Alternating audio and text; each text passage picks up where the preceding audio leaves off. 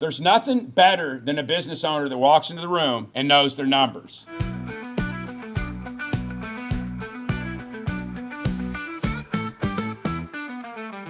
Knowing something and not doing it doesn't count as knowing it. All my best advice that I use in my businesses and in my life every time I'm failing is my same advice that I'm giving you that I've fallen off track with actually doing it. So I just go take my own advice. Like, this stuff is gold. Like, it works. It works for real. But we're all human. So 80% of entrepreneurs make decisions on feelings, not facts, right? So any of you that come in and work with me, you already know how I do it, and we'll get through this. So you have to learn how to lead with financial intelligence. Knowing your numbers is key, right? And the first thing is admitting that you don't know your numbers. And some of you that worked with me, you obviously know them a lot better now because I've seen you and I know seen how you change and grow. And you have to know your numbers, right? So for a lot of entrepreneurs, that's a really big thing. Growth stalls when you fly blind. It's funny, I talk to guys sometimes and for coaching, and they come in, they're like, man, I want to build this great business. Boom, you drop the information from. I had a guy on the phone yesterday. He comes in, I'm going to share, and I'm really good at doing this, even though people say you shouldn't, but it's a good example. He comes in, he's like, I need more customers, okay? He's a career entrepreneur. He's bought other businesses. He's like, I want more customers. And he's like, I'm really trying, man. He's like, I went home, we built these flyers, we're going to hand them out, we're going to do all these things, and this is what I'm going to do. And my first thought process is, it's like, I'm like, okay, are you a little kid or are you running a business? Like, guerrilla marketing's great. I love handing out flyers. Like, if I have, a team member or somebody in there, I can get a salesperson or, a technician or whatever the case may be, or point of sale material to hand it out. That's great, but that's not going to be my advertising strategy. So I go in and I said to him, Bo, let's pull up your website. And it's like, well, listen, you got to have a website, whether you do business or not. Like, people look for people on websites. So if you go in, this particular guy was, he was doing what he was doing. I'm like, go ahead. I don't want to be too specific in case he's on the call, but I want him to, he'll know it's him. But the thing is, he's looking at his website. He's like, I don't have one. Well, you've been doing business for the last 7 years, and you've been doing it with all these customers. You don't have any other information or a website. So you're looking for new customers, and you're coming up with flyers, and you're going to be able to do it. Well, here's the thing. He's so disconnected from reality of his numbers and what's happening in the marketplace, and this is what I'm saying. He's flying blind, right? So it's going in here. It's like, you see the evidence is overwhelming. I just talked to a guy who told me, hey, if I had a website here, more people could organically click, paint my house, boom, I pop up. Paint my business, boom, I pop up. If you had an optimized website, right? Like, this is just something anybody does, because for the whatever you spend, the few $1,000 plus the maintenance or whatever it ends up being for your website, it's like, you don't have that, and then you go ahead and build out your CRM, do all that stuff. You don't have that, right? That's the foundation of having an operating system and running a business and knowing your information. So you know your information, then you start going in there. Then you can start looking at your analytics. Then instead of, what's your time worth? Do you want to go spend 8 hours handing out flyers yourself personally as the founder when you got $1 million in revenue in your company? Or do you just want to go spend $2,000 a month in ads and sit back and test them and see what a Google pay-per-click's doing? So I'm just giving you an example. So no clear KPIs, no clear direction. You can't fix what you can't measure. It's just a fact. At the end of the day, this is what it is. Keep in mind, this is just for guiding for here. The revenue equals profit. So if you can grow your revenue, you'll grow your profitability if you know your numbers and your numbers are right on the top side. The fastest way to increase your net profit is to increase your profit on every transaction, which when you know your gross profit and you know your expenses, so you can bring them down. Then you add sales, right? But if you don't know your numbers, you'd be surprised. And I have one client that I was working with that literally is eliminating a whole segment of his business. It's literally going to make him $30,000 a month by stopping working. He was running the business for 20 years. Didn't know what the hell was going on. You got to realize you got your craft and you got business. You can get better at your craft and you'll make so much doing that and you'll be so successful doing that. But when you get better at business, sales, leadership, marketing, operations, when you get better at those, That's how you get into creating millions of dollars in value in your business. When people resist the facts in their business, the numbers and the data, see, let me tell you something. Do you know the easiest people in life to have a conversation with is intelligent people? Why? Because when they're wrong, they're smart enough to figure out they're wrong. Forecast your business. When you're forecasting your numbers, you're building out. Remember something, a forecast is what your business is going to hit. And a goal is like beyond that. Like, what's your goal? What's your stretch goal? A forecast is how you budget your business. You base your marketing, your head count. You know, one of the biggest mistakes, I've made this in business for decades, always having a big appetite and being really hungry and wanting to hit big numbers in business. I go higher for who I want to be. I buy inventory for who I want to be. I market for who I want to be. And then I lose the profit for where I am. What should be happening is we should be forecasting headcount. We should be forecasting resources, advertising, everything. And that plan should be executable. And then what we do is when we hit our goals beyond that, we hit those goals by creating operational efficiencies, by getting good conversions on our marketing, by getting good upsells, by being efficient with how we manage our finances and we deploy capital, invest capital in the business. So leadership leverage begins with clarity. When your team see you thinking like that, operating like that, being like that, it becomes takes on a different animal. Anything that I say, you'll hear me say this again and again. I can't guarantee this, but I can tell you that every single person that I've worked with, if they come in and they have $1 million business, they have a clear map for the next million when they're done working with me, and they get a substantial down payment on working their way towards it. And this isn't me coming in trying to sell you on working with me. That's not the point. The point that I'm trying to make to you is that's the opportunity in your business. You're sitting on $1 million opportunity, most of you, in your business. And if you're sitting on a $500,000 your business, you can probably double your sales. Like, not just your sales, your sales, but you can double your business very easily and very efficiently. James just said it's real. James is one of them. James is doing $7,500 more a week just getting going right now in his business. They're doing $7,500 more a week right now. Here's the thing, really and truly, sales and marketing come first, and leadership's higher level, like once you scale in team, right? Like, you as a leader always matters, no matter how big your size or scale is. But what I like to do, my strategy is this. We come in with the trend board. That way I get you knowing what's going on, and I force you to go look at everything. We want to make offers, upsells, whatever the case may be. It's like I was on the phone with somebody today. I'm like, well, how do we know what to upsell? What if you only got a 25% margin?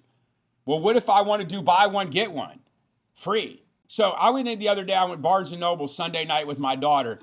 Congratulations. I give them my code. You've been selected you're a winner to be able to apply for the MasterCard.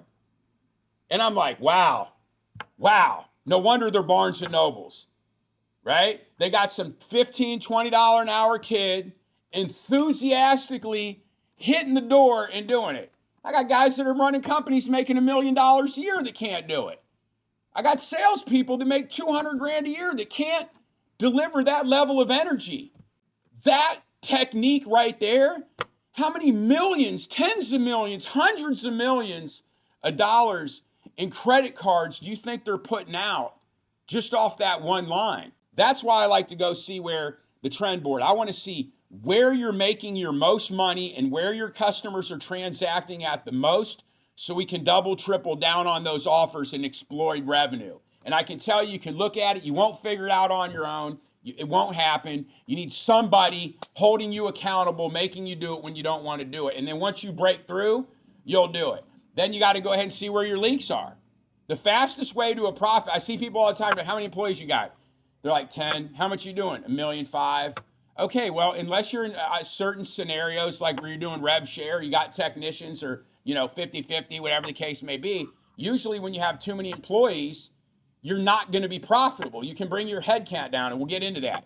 So we get in there and we have the financial dashboard, KPI scorecard, same thing. So I like to do that. I like to do, let's wrap our heads around the finance a little bit, get some of the numbers in front of us so that we can make decisions with our sales, our marketing, and then ultimately it leads into head count. And then all that, then I back into operations. And then as you scale up, Leadership matters more and more. Here's the problems that entrepreneurs have when they come in, okay?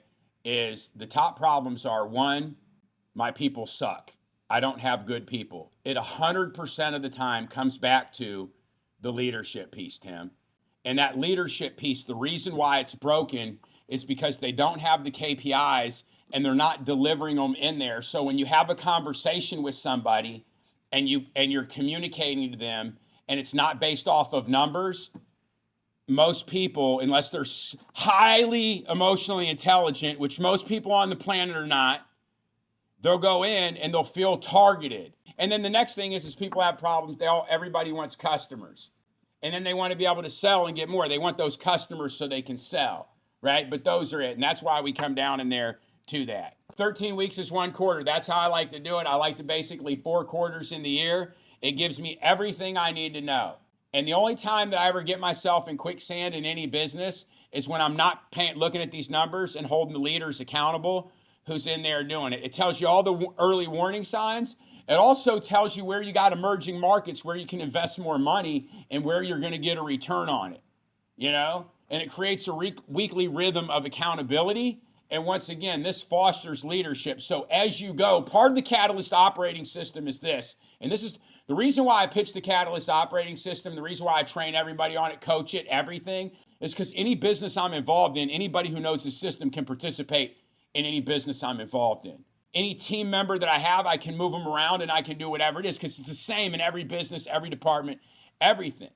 But when you go in there and you're teaching that level of good decision making with accountability, with leadership, with profitability, it's easy to go ahead and you have a team that can problem solve and move in there. So here's some really things that are overlooked. You look at here, you go like this, you look at revenue, your gross profit, labor productivity, cash on hand, conversion rates and upsells. These are the numbers that people don't know. These are certain things that we put on there and we trend out over 13 weeks. To give you an example, that's exactly what it is, you know? So keep that in mind. And here's the thing. One of the things, and those of you know this, you can look at anything you want. You can look at sales. You can look at, cancellations, chargebacks, refunds, whatever you want to look at, wherever you have a problem. Because chances are if you have a lot of refunds going out, then chances are you're doing something wrong in how you're explaining up front. All these problems happen to everybody, so you just have to manage them. Like, people are like, oh, no, we don't have that problem. No, everybody has every problem. And the way that you do it is you communicate it to the people that are involved in solving it. So if you're the leader, owner, founder, department head, unless you're doing everything, you have to show the people who are doing the work what's going on. You got to teach them, And we've had policies like that, too. We came in, and that's where you come up with policies. We've simply changed policies. I've changed a lot of policies in my businesses in the last 90 days. We had some turnover, had some certain things going on. The bottom line is this. It's not that I don't have problems. I'm in tough businesses, sales businesses, everything. But what I do have, I have a framework. So when it comes off the track, we can fastly get it back on. 1 month reports lie, right? When you look at the end of the month's already gone. Trends tell the truth. Are you trending up or are you trending down? You got to spot the patterns before they cost you. If you're looking week to week and you're seeing what's happening week to week, you can then in return know exactly what's happening, and you can see what's happening good or bad, and you can anticipate it. If you're waiting until the end of the month, you're already done. You're always playing catch up. So you look at that month, it's over, you see it. You look at the next month, you're never there. You got to look week to week. Every business does leak profit somewhere. Right? 1% inefficiency costs you thousands. You look at pricing. How's your pricing? How's your labor? We'll talk some more of that. There's not a single person in the planet right now that's looking at your business that you shouldn't be looking at your labor and thinking, okay, in the next 36 months, if I'm going to scale, 50% of your current work floor, honestly and truly, probably 65% of your workforce should be scaled through AI, taking your existing workers, being able to do more. That's the way to scale, because when the market's scaling like that, it's going to be margin compression. You're not going to be able to compete if you don't do it. So if you're already top heavy right now in your labor and you don't have AI and your strategy is to keep staying heavy in your labor, that's why I would tell you probably out of half the entrepreneurs that I deal with and I look at their financial statements, the ones that have them, right? So it's okay if you don't have them, because a lot of them don't, especially at the smaller couple $1 million numbers. Their statements aren't that good yet. If you have the statements, most of them, because you're running off of gut and feel, You don't know how much revenue per employee you should have. You don't know how much gross profit per employee that you have. You haven't established these baseline numbers in your business. And when you do, it gets really easy. Revenue versus non-revenue producing employees. Think about it. You got 10 people in your company and 7 of them don't produce revenue, and you wonder why you're not profitable the way that you want to be. You want to grow and scale the company, but you're the owner. You're not participating in sales. You got 2 people in sales, or you're the one owner. You're the only person participating in sales, and 9 people support staff. So there's certain metrics that when you get them right, you explode. Waste, rework, mistakes, oversight, all these things cost money. One of my favorite things, and I had to have this into me, I said, listen, if you find yourself in a hole, the first thing that you do is you put down the shovel. Sounds very easy, right? Most of us, including myself for many years, and I still do it, my automatic response is, when I'm in a hole, I just keep digging. I want to get out faster. But the reality is sometimes I got to sit back, and when I look at the numbers, it's like a bucket of cold water in my face, and like, okay, let's go back in here and do it. And then cash collection delays. That's another one. So, for example, if you got a $3 million business and you're leaking 5%, that's $150K. In a $3 million business, this is like when people go in there, they can't quantify it. If anybody's doing the $3 million a year, if I can't look at your business and make you $150,000 over a milkshake, then I'm an idiot and I shouldn't be doing what I'm doing. That's the truth. That's how easy it is when you really know the numbers and you know business. That's how fast you can find $150K. So if you're at 3 million, and just do the math, if you're at 2 million, $100K, and I think these numbers are bigger than this based on, if I asked a series of 5 questions to know what you're doing or not doing in your business, I could offer you more insight. So plug leaks, fund growth without new sales. That's what this is about. This is the other thing. I say sales and marketing, but really it's get your hands on the numbers, quantify your sales and marketing, improve everything organically, all your processes, your systems, your SOPs, your sales, your upsells. And then once you have that framework in, then you sprinkle in some cash on the marketing when you know you can catch it. If you go spend money on marketing and you don't have the rest of the business fixed, you're just spinning your wheels. It's not the smart way to do it. Keep it visual, keep it simple, right? When you're looking at the financial dashboard, you can use different colors. That I like using colors. For example, any of my things when you go in, green is good, red is loss, maybe yellow is there's a variance of, X many percent or whatever you want to be. Scorecards drive accountability. You should be having a weekly meeting cadence. You should be communicating those information in there. It should be helping you and your team. That's what should be happening. This is textbook case, the right thing. This is what I do. This is what the best operators, best business practices that I've seen people do. When leaders know their numbers, teams align faster, decisions get cleaner, and stress drops. If you walk into the room and you're talking and people know you don't know what's going on, they lose respect for you as a leader.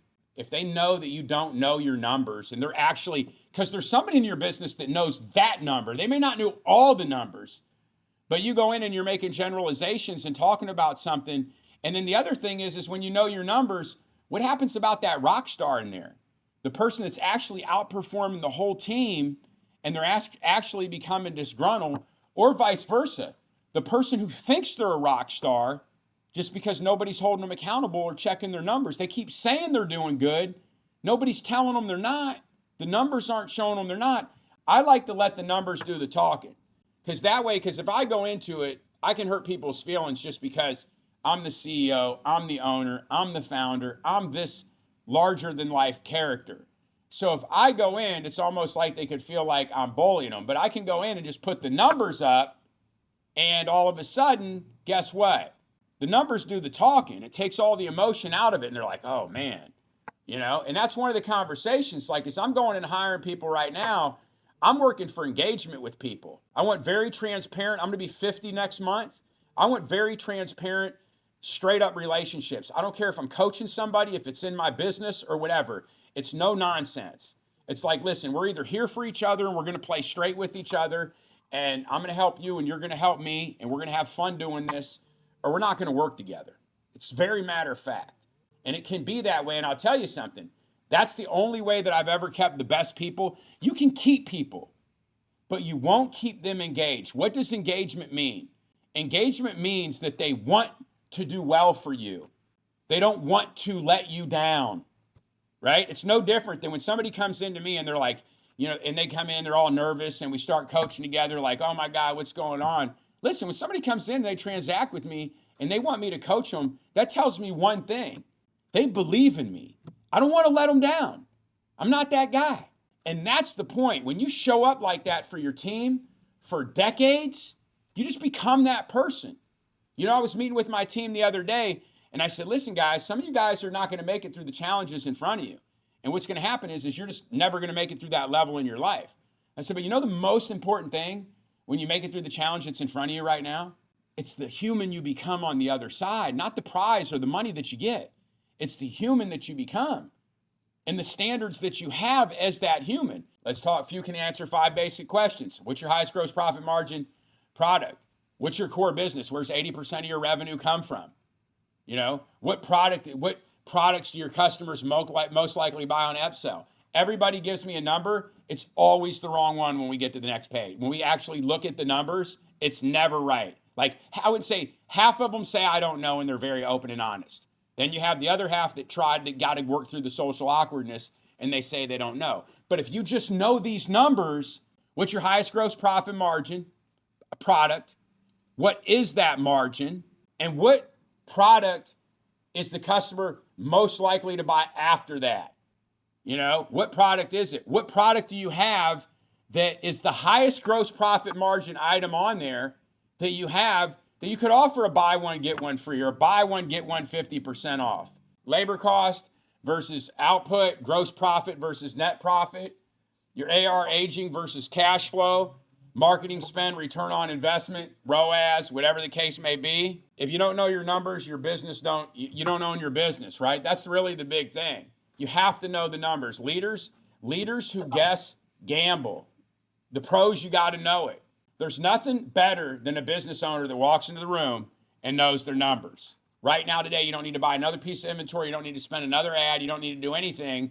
And you can go in and make your business hundreds of thousands, if not millions of dollars. And I've dealt with a lot of entrepreneurs and business owners, and I'm not patting myself on the back, but if you play in the $1 to $5 million sandbox or even 10 million, you only get so good at actually being able to go in and optimize a business. There's other guys that are better at other things than me. If you want to go do 100 exits, I would go ask Eddie Wilson, right? Because there's a ton of value in there. He's done 100 exits. I haven't done 100 exits.